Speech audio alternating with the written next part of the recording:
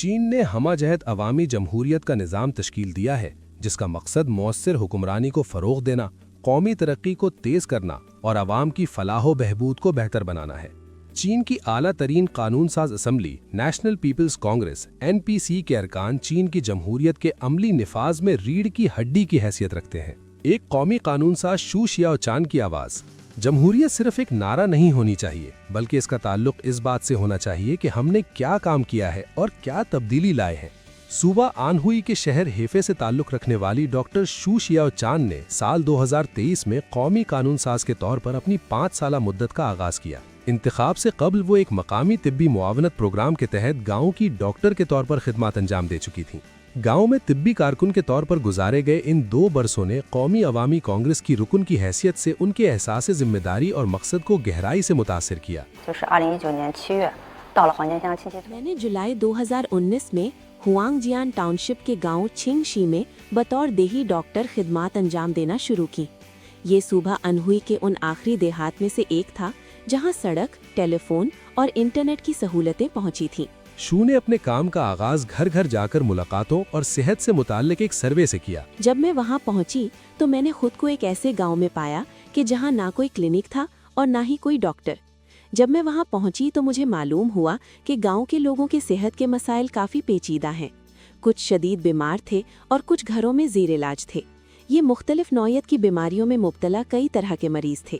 چنانچہ میں نے پورے گاؤں کے سروے کے ذریعے صحت کا ریکارڈ مرتب کرنا شروع کر دیا۔ شو نے مقامی رہائشیوں اور گاؤں کے حکمرانوں سے بات چیت کی، ساتھ ہی دیہی ڈاکٹروں کے ساتھ خیالات کا تبادلہ کیا اور دیہی صحت کے نظام میں بہتری کے طریقے تلاش کیے۔ چین کی اعلیٰ مقننہ کے سالانہ اجلاسوں سال 2023 میں شو نے قومی قانون ساز کے طور پر اپنی پہلی تجویز پیش کی جو چھنگ شی گاؤں میں ان کے اپنے مشاہدات پر مبنی تھی۔ اپنی پہلی تجویز میں میں نے دیہی صحت کے حالات پر اپنے مشاہدات اور اسے بہتر بنانے کے بارے میں اپنے خیالات شامل کیے۔ میری بنیادی توجہ اس بات پر تھی کہ دیہات کے رہائشیوں کو اپنے گھروں کے قریب ڈاکٹروں کی سہولت میسر ہو۔ شو شیاؤ چان کی تجویز کو اعلیٰ قانون ساز ادارے نیشنل پیپلز کانگریس (NPC) نے بے حد سراہا۔ متعلقہ محکموں نے اس کے بعد کئی مواقع پر ان سے مشورہ کیا جہاں انہوں نے اپنے خیالات شیئر کیے اور بہتری کے اقدامات پر بات کی۔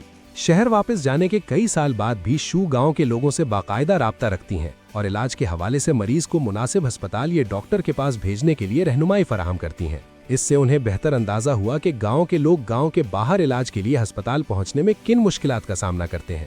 سال 2024 اور 2025 میں سالانہ نیشنل پیپلز کانگریس کے اجلاسوں میں شو نے دیہی علاقوں کے لوگوں کے بہتر علاج کے لیے طریقہ کار اور نظام میں بہتری کے لیے تجاویز پیش کی۔ اگر آپ پالیسی بنانے کے لیے کوئی تجویز پیش کرنا چاہتے ہیں تو سب سے پہلے دیہی آبادیوں کی ضروریات، موجودہ طبی نظام کی صلاحیت اور آئندہ پالیسی کے امکانات سمیت ساری صورتحال کو اچھی طرح سمجھنا ضروری ہے۔ یہ سب بہت اہم ہے۔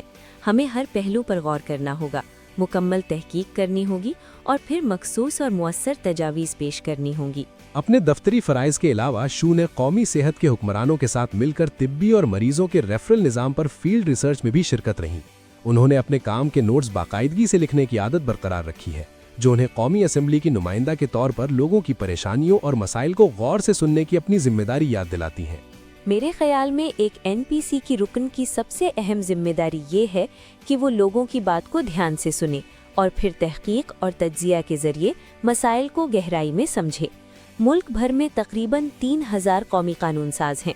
وہ ہر شعبے سے تعلق رکھتے ہیں اور ہر کسی کی اپنی ترجیحات اور مسائل ہیں۔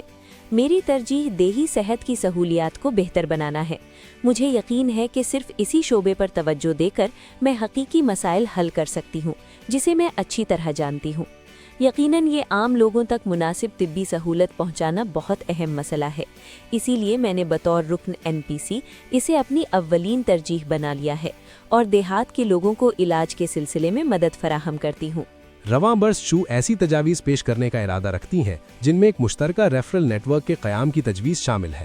اس تجویز کا مقصد مریضوں کو بروقت اور معیاری طبی سہولیات تک رسائی فراہم کرنا ہے۔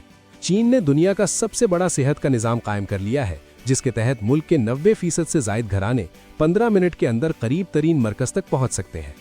चीन में कम आमदनी वाले 99% से ज्यादा अफराद और देही इलाकों में गुर्बत से निकलने वाले लोग अब मेडिकल इंश्योरेंस की सहूलत भी हासिल कर रहे हैं। चीन के 14वें 5 साला मंसूबे 2021 ता 2025 के दौरान शदीद बीमारी के बीमे समेत मुआविन पॉलिसियों के जरिए देहात के कम आमदनी वाले अफराद के लिए 67 करोड़ 30 लाख तिब्बी मुआयने मुमकिन बनाए गए। तहसील या कस्बे की सतह के तकरीबन 70% सेहत मराकज अब बड़े अस्पतालों के साथ ऑनलाइन ताउन के निज़ाम के तहत काम कर रहे हैं। अस्पतालों के वार्डों से देहात के घरों तक और मकामी सतह की तहकीक से कौमी मुकन्नना तक शूशिया औचान मरीजों और डॉक्टरों के रोजमर्रा के मसाइल को अपने साथ लेकर चलती हैं। बतौर NPC रुकन मैं अपने सबसे अहम किरदार को हुकूमत और अवाम के दरमियान राबिते का एक पुल समझती हूँ। मेरे नज़दीक पूरे अमल पर मुश्तमिल अवामी जमहूरियत में सबकी शिरकत शामिल होती है। इस बात से क़तई नज़र कि आप कहाँ हैं, जब लोगों की आवाज़ें यकजा हो जाएं तो वो ज़रूर सुनी जाती हैं।